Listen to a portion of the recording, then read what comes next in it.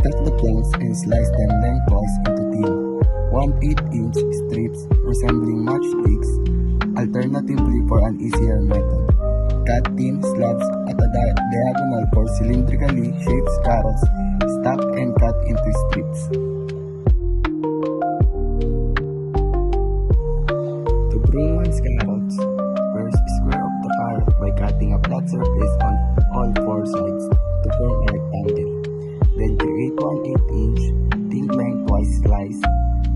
Stack these slices and cut them lengthwise again into 1/8-inch thick strips. Finally, turn the resulting vegetable sticks at the 90-degree angle cut and again into 1/8-inch thick slice to create tiny uniform cubes.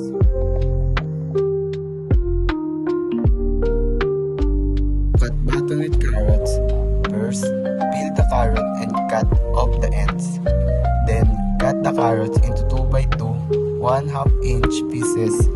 Next, square up each piece by cutting thin slice of each side to create rectangles.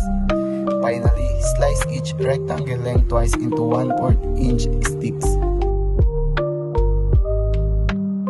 Cut small diced carrots. Begin by washing, peeling, and trimming the carrot.